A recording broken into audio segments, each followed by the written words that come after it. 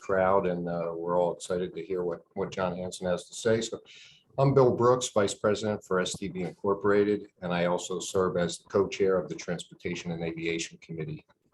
So today's meeting, featuring John Hanson, CEO of the Delaware River Port Authority, is a joint production of the Transportation and Aviation Committee and the Economic Development Committee. So I'd like to take a minute and recognize our committee co-chairs. First, for Economic Development, Sam Donaldson of AECOM, who you'll hear from later in the program, and Bill Wellen of Ocean First Bank, who could not be here with us today. My Transportation Aviation Committee co-chairs are Jen Grenier, WSP, Richard Horstman of KS Engineers, and Steve Manera of HNTB. So before we get started, just two brief notes. We ask that everybody keep your microphones muted during the program. And second, we are going to have a 10 to 15 minute Q&A session at the end for audience participation, and that'll be moderated by my colleague, Sam Donaldson. So we ask that you use the raise your hand feature or enter your comment into the chat box when we get to that segment, and Sam will call on you. You'll have an opportunity to ask your question or make your comment. So now I'd like to introduce our guest speaker, John Hanson. He began his career with the Delaware River Port Authority in 2002. In November of 2004, he became the Port Authority's Chief Financial Officer, a position he held until he was appointed acting CEO in January of 2014 and Chief Executive Officer in May of 2014. So I've had the pleasure of working with John in prior years. And when John talks about being a steward of public facilities, he really takes that to heart. It's something that he practices and he tries to instill in the whole DRPA team. So with that, I would like to welcome John and turn things over to him. Thank you. Thanks, Bill. I appreciate that. And I especially appreciate the part where you're excited about what I'm going to say. I just want to let you know, Mike Venuto is in my office with me, and he's really interested to find out what I'm going to say today too. And that's why he made the trip all the way up here, but he'll also be helping me field any questions. I'm going to try and share my screen here and hope it works. Yeah, there we go. We can see it. All right. Try and go into slideshow. All right, great. So I'm going to talk to you. I know that you're probably all interested in hearing about some of the projects, and so I will touch on that, but I also want to give you a sense of what we're thinking about, what we're talking about right now, right here at the DRPA, what particularly I'm spending a lot of time talking about, thinking about, and maybe it's similar to some of the things you're thinking about in your own organizations, maybe not. But as Bill said, we made a decision back when I took over, the whole executive team working together to lead by our strategic plan. And we've got a very strong aspirational vision statement, a very strong formal mission statement, and informally, I always like to say our mission is that we connect people. We connect people through the bridges and through the PACO train line to people they care about, people they love, people they want to see and have fun with, to museums and restaurants, to teachers, mentors, classrooms, jobs, and really anything that's important in their lives, we connect them to. So, Tony Brown, who's our Chief Administrative Officer, actually looked at our mission and vision statement and distilled it down to these three words: stewardship, service, community, and they're a tagline. You all know who we are, the bridges that we operate, and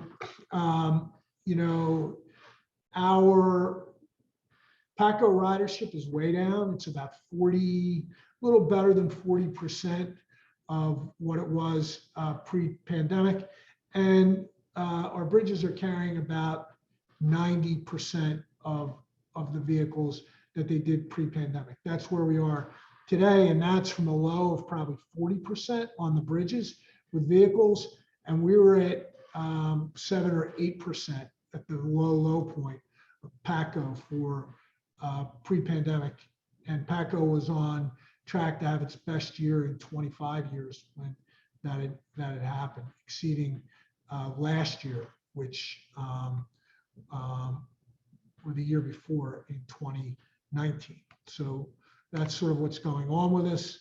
Again, you're all familiar with the region. I don't think I need to tell you too much about the region. And this is what I mean about connecting people, right? We're committed to connecting people and communities, just the way that I said.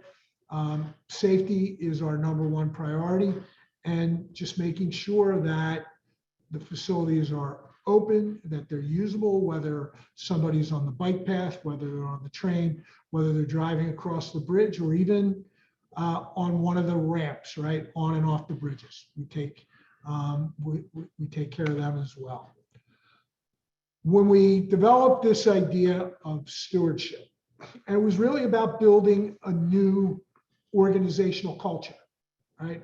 And when we talk about our projects, one of the things that I've been saying recently is the longest running project at DRPA now, the one that we've started and been continuing for over 8 years now, is the work that we're doing on our organizational culture. And it's every bit as important, maybe even more important than the work that we do on the hard assets. And so establishing the culture was a recognition of what are the things that we hold in trust for the community. And the first is the hard transportation assets, the 4 bridges, the PACO train line, and everything that goes along with it. The financial assets, which are largely toll payer dollars, right? The bridges are what pay the bills around here, even subsidizing the PACO train line, and the human resources, the people, the knowledge base, the culture, which that all contributes to.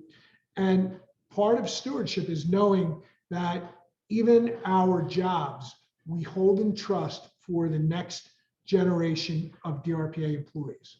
We want to turn the bridges and the train line over to the next generation of employees in better shape than we got it, and we're on track to do that.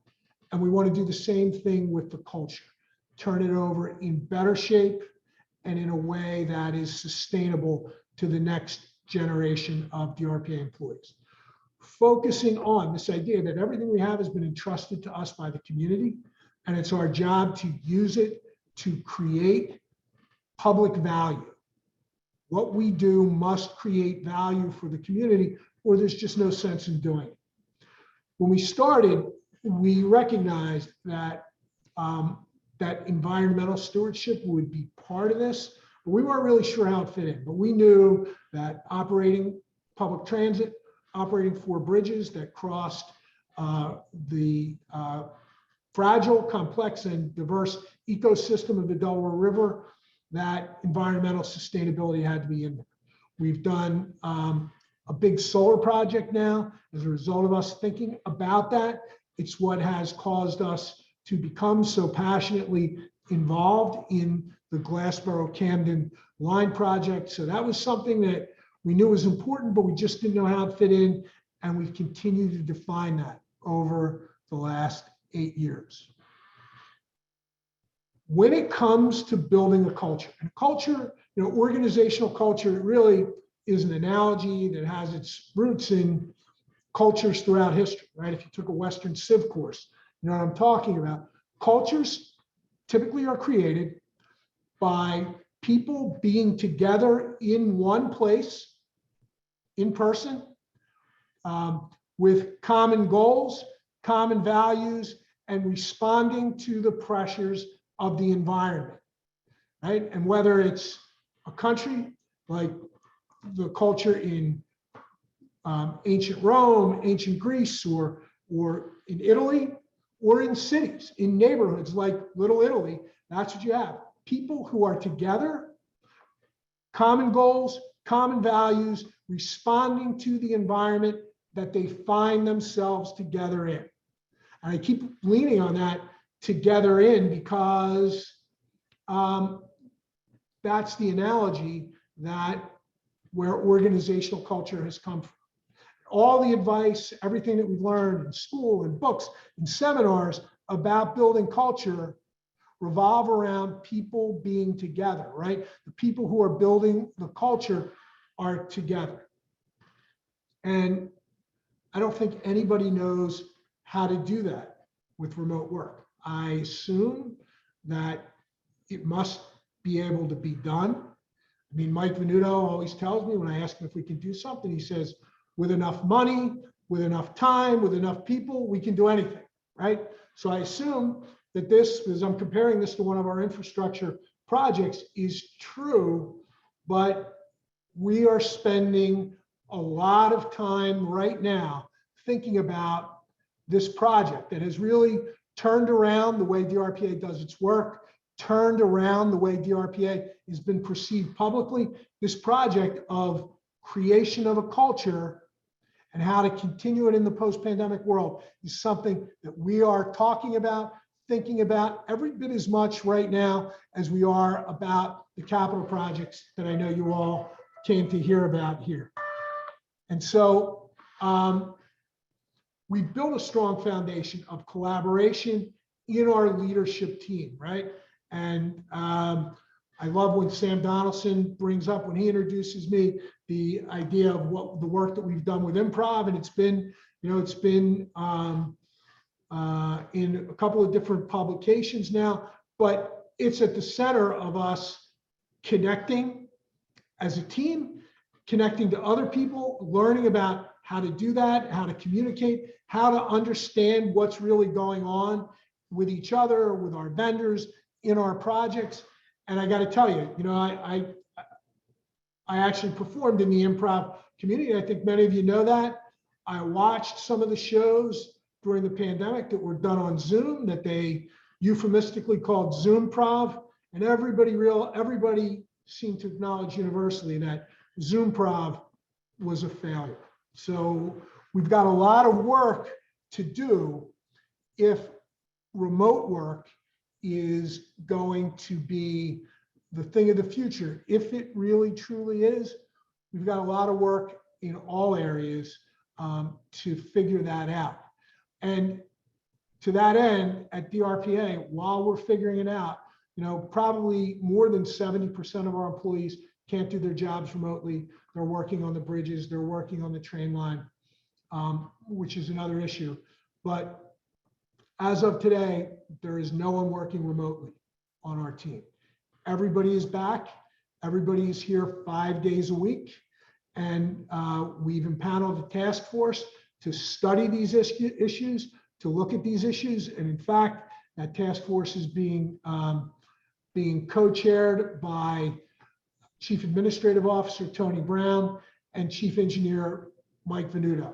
But we've made the judgment that the culture of DRPA and PACO, the transition that we've made, the transformation that we've made, is too important to allow it to be jeopardized until and unless we can figure out how remote work figures into that. I'm not saying that we're not going to ultimately include remote work, but for now, we've made the judgment that we cannot take the chance with our culture, with the longest running project ever in the history of DRPA, the creation of this culture.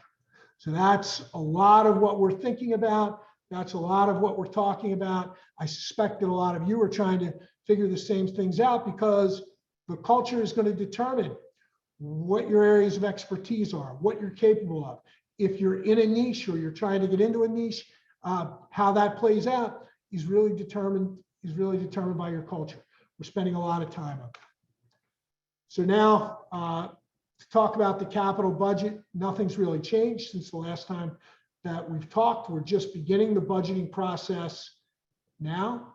We are continuing to make an unprecedented investment in the assets here, almost $800 million when you factor in the federal aid that we get, and all of this without a toll increase for more than 13 years, and as we talk right now, nothing planned for next year either. Although I can't commit to it, it would be very unlikely that there would be a toll increase next year either.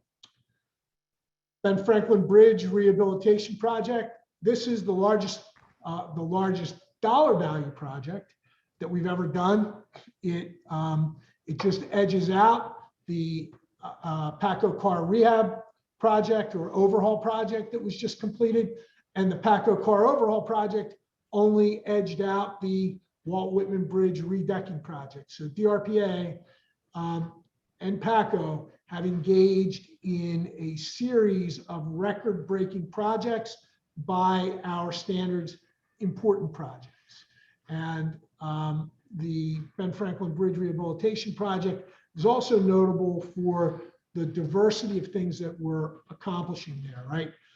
Of course, the maintenance and steel, repair and painting, cable dehumidification, which being performed on a previously oiled cable, which is unusual, if not groundbreaking, the walkway preservation, and the bridge decorative lighting,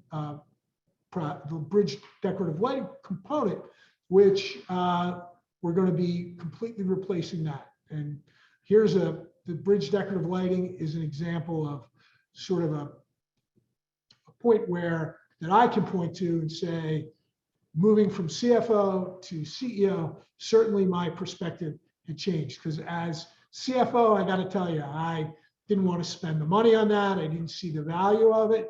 But in this position, I've come to understand and realize the importance of the bridge lighting to the community when we light up for various charities to recognize the fight against diseases, and even for on those rare occasions when Philadelphia teams get in the playoffs, we even light up the bridge in honor of them. The Walt Whitman Bridge corridor rehabilitation, again, another big project that was recently completed, and the solar energy generation project that I talked about earlier. It's going to provide nearly 60% of the power that we need to use to run Paco, which is huge. As you know, Paco is electric powered, third rail, heavy rail commuter line. Well over half the power is expected to come from this solar generation project, which required a $0 outlay from DRPA. It's being funded through a purchase power agreement where we will purchase the power and we're paying extra to pay for it, still at a dramatic savings from what we would otherwise be paying while using clean solar energy. It really is a great success, and the engineering team here, along with our strategic initiatives team, did a phenomenal job in making this come together. Franklin Square reopening. This is a project that that our board believes is going to be transformative in this area over in Philadelphia. Construction is underway and we expect it to be completed in 2024. Station elevators in all of our stations, even though we are not required to have elevators in every single station in order to be ADA compliant. Our commitment to the community is that we want to be ADA compliant in every single station, and we will be after this. Our stations are getting a facelift. We've started with Lindenwold, Woodcrest, and Ferry Avenue, nearly finished there as well. And we're the project manager in the Glassboro-Camden line. We continue to work on that. We expect to be awarding a contract by early summer for preliminary engineering program management. And we expect this 18-mile line between Camden and Glassboro to allow many members of the community who have not been able to participate or not been able to fully participate in the amenities and opportunities that are available in the Camden, Philadelphia metropolitan region. This will essentially extend that region to them by making transportation possible for groups of people who simply do not have that opportunity and would not have that opportunity if it were a different type of project. If it was a project that ran down 55 and didn't go through neighborhoods, some type of rapid transit that you had to have a car to get to. So we're very proud to be associated with this project. It's going to, again, connect people to other people, just like our PATCO line. It is very similar to the PATCO line in that way. The recreational, educational, economic, and medical opportunities and amenities that are available throughout the region. I talked about this a little bit, but transportation equity is really baked into this project. Again, that's why it is so important to go through the neighborhoods. People who don't have on an existing right of way. I also want to add that we're using an existing right of way to minimize disruption to the environment, to people's lives, to people's property.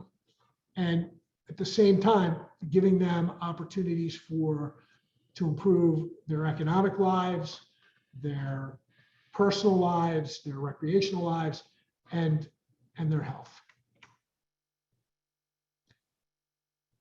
The project has tremendous benefits. It has benefits in terms of jobs. It has benefits in terms of raising property values. It has benefits in terms of raising the profile of the region and just bringing abundance to the region through economic development.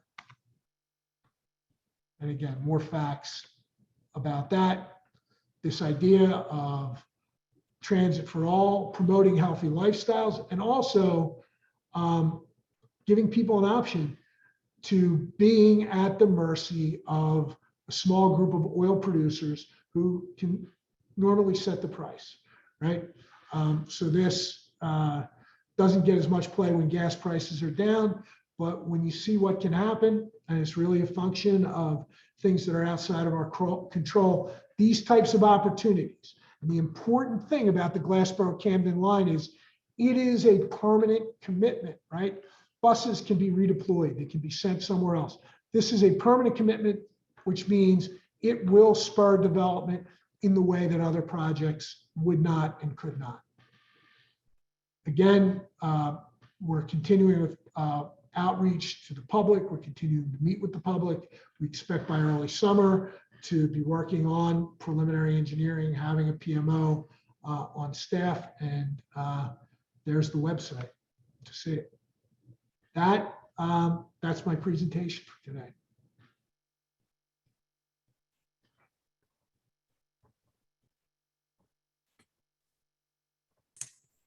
Hey, thank you very much, John. Hopefully you can all hear me now.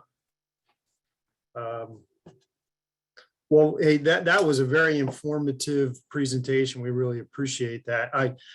First, I wanted to thank you for that. And hopefully there are some questions for those that may not be familiar with the Zoom platform. If you would raise your hand, I think if you go down to the bottom, at least on mine, the bottom of the screen, click reactions, and then you can see the button there to click raise hand. And then I'll call on you, and then I'll ask you to unmute yourself and turn your camera on so that you can ask John a question directly. But first, John, I'm sorry to hear that the Zoom prov didn't work out as well, that it was a failure. I was hopeful that we could do that maybe with Southern New Jersey Development Council, that you could lead an improv session for us, but maybe we should do it in person. Yeah, and not that we haven't done it, Sam, we've continued our projects here. And in fact, it's transitioned to the latest work that we're doing is actually on legacy and with a lot of writing prompts, but we've got these, you can see this, but we're working, being guided by the guy who does the improv with us. He's very diverse, and the leadership team is actually thinking about legacy right now. So the idea that our legacy is the gift that we leave to the organization and to the people who are in it, but we're also the recipient of that gift from each other and from the people who have gone before us. So we do continue to do this kind of work on the culture. And I also want to let you know that I did, there are different things, different platform, different comedic styles that lend itself better to Zoom. And I did dabble in stand-up a little bit through the pandemic. So, so I didn't give up entirely. John, I want to know how, I can't see Mike Venuto on the screen, but I wanted to know how he does in an improv situation. Is he any good at it? He's gotten good. He was, you know, when he first started out, he was probably as stiff as those old pins that we had on the Ben Franklin Bridge that we had to replace, but he's really good now. And he actually, if you see him speak, sometimes it comes up and he challenges people to do it with him. He's excellent. He's actually. I'll keep that in mind. I'll sit in the back of the room when he's speaking. So thank you. But he's like my protege on this. yeah, speaking as another engineer, yeah, we can be pretty stiff, that's for sure. So, hey, I mean, John, the fact that you gave like a 20-minute conversation, you spent probably over half of that, probably like 15 minutes or so, talking about what you termed as your longest running project, which is the transformation of DRPA's culture, I think is a real telltale of your leadership style. And you know, as a born and raised South Jersey guy, you know, we've seen the transformation in Camden, and we've certainly seen the transformation of the DRPA. And an old boss of mine said that these kind of transformational issues are really a shadow of the leader. And we appreciate the leadership that you have there at DRPA, as well as Mike Venuto and his staff. And I think the proof is in the pudding. You know, DRPA under your leadership is really a renewed authority that has not increased tolls, but yet still maintains a very robust operation there and a robust capital program. So we value your leadership significantly at DRPA. So thank you for that. Well, I appreciate that, Sam, but I just got to stop you. I brought a few, what I think were modest ideas to the authority and just turned the executive team loose. And really things started happening and they did it. I had a few ideas, I brought them out, and the next thing you know, all these things started happening. Mike Venuto was out giving presentations up and down the river on all the facilities on the capital program. People initiated these collaborative solutionizing sessions. So it would be dishonest of me to take the credit for it, because I did bring a few medium-sized ideas in, but the team really exploded them into big things here. Well, another hallmark of a good leader is to surround himself with good people. So, but you know, not to pander, but no, in all seriousness, we appreciate that. And you know, DRPA is certainly a new authority than it was, you know, 15, 20 years ago. So, and to that end, appreciated the good words and the continued push that you have for Glassboro Camden line, even forging relationships with other agencies and authorities like SJTA, my old agency, in New Jersey Transit, and even in the face of, you know, some, you know, what I would call vocal pushback, but understanding that it's the right thing to do for South Jersey and that economic development will follow. As you said, it's a permanent asset. It's not going away like buses. It can't. And economic development will follow. And we appreciate you staying on that project and continuing to throw your support and the support of the authority behind that. And you know what, Conrail's been very important too. And we, you know, negotiations had stalled with Conrail when I got here, and ultimately we got them restarted. And Mike spent a lot of time building trust with Conrail, and I'm very grateful to the approach that Conrail has taken. And we still got a lot of work to do with them, but it's a collaborative approach, and they've been really open, honest, and fair to work with.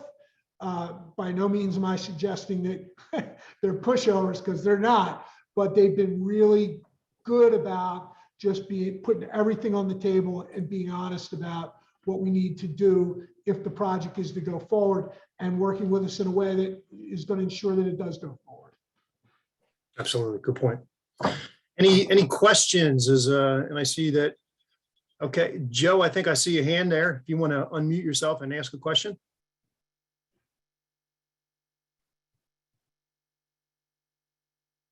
Yes, just one question, Mr. Hanson. For selfish reasons, because I work down in Camden, are they going to do any upgrades to the dead end for the river line near the concert venue?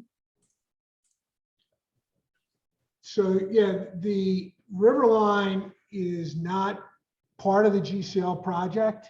So, and we're not in the loop on any of that right now. So I don't know for sure about that.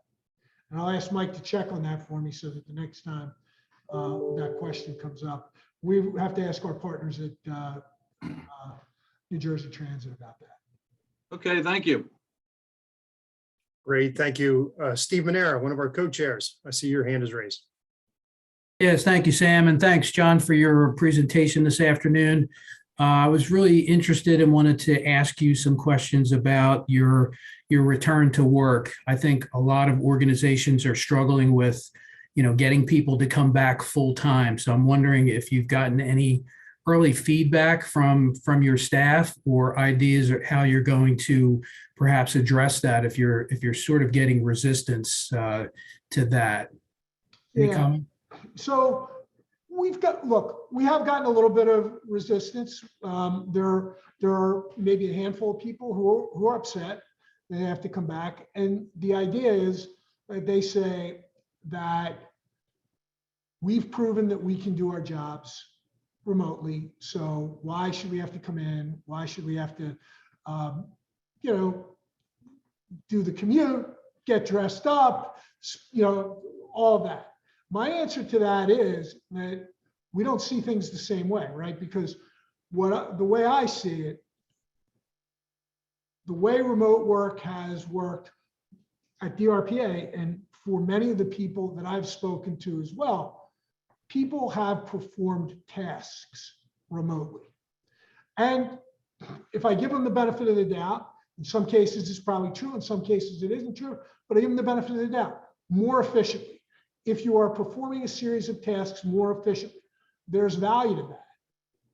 But you're not fully doing the job the way I see it, because part of the job is contributing to the culture, right? Contributing to the ideas of innovation. And I have a dozen stories myself. One just happened to me today on things that happened because we were in person. This is not a DRPA story, but I'm the chairman of the board of trustees at Camden County College. And I took some time off this morning because we're doing a presidential search and I'm part of that committee. And first of all, I got to know a lot of people that even if we had conducted the meetings on Zoom, we never would have had the conversations, the sidebar conversations.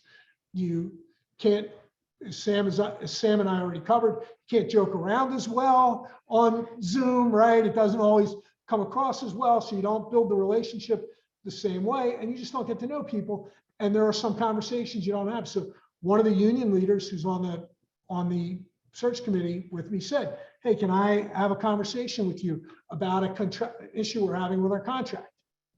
And he said, I'm glad I got to serve on this committee with you. I got to know you a little bit. I feel like I can address this issue with you. Now, we haven't resolved it yet because it just happened today, but we're working on it. But the point is, I probably never would have had that conversation with him in a million years. And just think about all the conversations over the last 2 years that we haven't had within our own organizations that could have also increased efficiency the same way doing tasks more effectively or efficiently could have sparked innovation and things like that. And the other point, the other point that I will make about this is that if you just do a quick Google search, how much productive time does the average employee have in a day?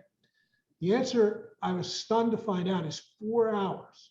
And this is something that I also hear, an argument that I also hear about this. People say, look, I'm going to be at the water cooler, getting a cup of coffee, talking to people about Ozarks or, something like that. Anyway, when I'm here, I'm getting the work done. Well, first of all, probably not true. If we accept that unless some intervention is taken to improve the amount of productive time a worker has, it's probably going to be productive, the same amount of productivity. Whatever you think that number is, whether you think it's 7 or 3 hours, right? It's probably not changing without an intervention, whether you're at home or whether you're at work. I still believe that there is more value to Mike and I sitting here discussing the latest episode of Dancing with the Stars than Mike using that time to run down and throw in a load of laundry if he's home, right? So there's value to that. And so this is the point that we make. But in the end, one of the things that we've said about DRPA and PATCO from the beginning, we consider this to be, to really be a calling and a cause. If you want to work at DRPA, if you want to work at PATCO, this is part of what we've tried to build into the culture. You need to answer the call. You need to commit to the cause. And that's part of it. And we've said from the beginning, we don't want to lose anybody, but it's not for everybody. It's not for everybody. And we all just have to accept that as well. Thank you, John. Appreciate that detailed response. HNTB has had a full back to work policy for quite some time, but we are still struggling in pockets and, facing the same dilemma of not wanting to lose people. I think recently I heard that the state government is considering allowing a permanent hybrid work environment. So you're kind of facing some of these headwinds as you consider the possibilities of losing staff. But I appreciate how much thought you've given this. And that's the other complexity on that, Steve, that I forgot to mention. But it's even more complicated with a governmental entity like DRPA or any other government, because what's baked into the lure of government, whether it is or isn't true, whether it's based in fact, the idea of no-show jobs, low-show jobs, ghost employees, right? That's a rap that government gets all the time. And so that's one of the things that, I've charged Mike and Tony and the task force with figuring out. How do we provide enough accountability to a skeptical public that this isn't just a way to institutionalize low show or no show jobs, right? Whole nother problem, and probably at least 40 to 45% of what we got to solve. Right. Thank you, John. Appreciate your response. No question. Thanks, Steve. Michael Viscount, see you have your hand up, sir. Sam, thank you. Hi, John. Great presentation. And I am particularly interested in your discussion of the Glassboro-Camden line, and particularly the social impact and social benefit rationale. As a longtime resident and someone who's been working in the Atlantic City area, but in and out of Philadelphia and Camden frequently, I became involved with what's called the Atlantic City Rail Line Coalition, which is an organization that was kind of started as a joint venture between the Atlantic County Economic Alliance and the Greater Atlantic City Chamber of Commerce by members of both boards, of which I am one, to try to enhance rail service between the Philadelphia area and Atlantic City. So, and much of what we've talked about is the same rationale that you've given with regard to PATCO and the GCL. So for selfish reasons, I'm wondering whether there's an opportunity for us to come up and pick your brain a little bit more. And is there somebody who I can call to set up a meeting? Yeah, you can. Look, we are always happy to have these types of discussions because I always learn something, I know, and usually ideas get sparked. You can call my office, which is 856-968-2444. Dawn Whiten usually handles my calendar, but Barbara Wagner, who has other duties here, if Dawn is not here, will also take care of my calendar. So I appreciate that. we'd Yes. love to talk to you. Great. And you should know, like, we have the green light from the highest levels of New Jersey Transit. Will work with us as soon as we come up with an idea that helps them help us. So yes, I will be calling, or our consultant from Hawks Strategies will be calling and to try to set something up. Thank you very much. Great. Michael, good question. And certainly opportunity for improvements to more than one rail line in South Jersey. You know, as we've all heard, you look at South Jersey rail transportation options compared against North Jersey, and it's like two different countries. So, and if we have those rail options while we can, and plan for the development in a good, thoughtful manner, now's the time to do it. As we're seeing that development continue to push south, as we want to see Atlantic City continue to grow and thrive. Been a long advocate of the improvements to Atlantic City Rail Line myself, Michael. So appreciate your leadership and of the group you put together there. So, Glad to help. any other questions for Mr. Hanson? John, I'll ask, we have some time left. It seems, you know, at least from reading some of the press articles, that the DRPA is, as I read in a recent article, dipping their toe in the potential for all electronic tolling at some point in the future. I know that you're doing some improvements to your toll facilities, your tolling facilities at your bridges and such. Just your thoughts on, and I realize your geometry, and Mike and I have talked about this quite a bit in the past, the geometry at the approaches to your bridges can be pretty tight. But any thoughts on all electronic tolling, or if that may, or when that may be in your future? Yeah, so I think that the papers have overblown that angle, in part maybe to get you to click on the story, because the truth of the matter is I have no plans to go to all electronic tolling, but I would be remiss in, you know, this system that we have right now has been with us for almost 25 years, the tolling system. And even if we only get 10 out of the new one, things are going to change, including somebody new will be in this seat and may see things differently from me. So the idea with this is just to make sure that the system will accommodate that if we see changes in the environment, or if a new leader comes in and says, that's the way that I want to go. There are a number of problems. You're right. The geometry is one of them. The idea that people already go too fast over our bridges, and I hear that from our cops all the time. Now, before the pandemic, every couple of years, I would go out and meet with all employees, and it takes me about 6 months to do all that, hit the night shift, day shift, all that. That's why I only do it every 2 years. I'm getting ready to do that again, but one of our police officers told me, hey, used to be when I drove across that bridge, nobody went past me. Because now I'm the guy going slowest across the bridge. And I'm doing the speed limit. I could literally pull over anybody I wanted. So we're not the same as a highway in terms of where it's probably beneficial for people not to have to slow down or not slow down as much when you're on the Atlantic City Expressway or the Parkway or the Turnpike, right? We actually want people to slow down so that they got to build up a running start again. We also are funneling people in. That's the geometry part of it. So there's more lanes coming in than there are toll lanes, and that's part of the problem.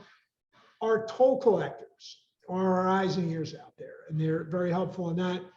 The other thing is we have a relatively high percentage, comparatively speaking, of cash payers even now. And I think that owes to, particularly at the inner bridges, where we have people who are traveling across, who are unbanked, who are underbanked, who maybe can't deal with a big bill at the end of the month. They got $5 today to get across the bridge, but at the end of the week, that's 25. And, something else may come up where they needed to spend that money. And when suddenly they're hit with a $100 bill or a $150 bill at the end of the month, it's difficult. So we're committed to equity in transportation. That's part of the GCL line. It's also part of the rationale right now for maintaining toll collectors. That's a great point. And I remember hearing about the unbankable folks as well, which was a much higher percentage than I really gave thought of. So that's a great point too. So thank you for that answer, John. Sure. Any other questions? And Mike Venuto is just off camera too. So if there's any questions for Mike, I'm sure he'd be happy to answer them. Wait, let me wake him up. He wasn't too impressed with my speech, I think. No, I'm only kidding. He's here. I got him here in case there were any questions I couldn't answer, but I did all right today, huh, Mike?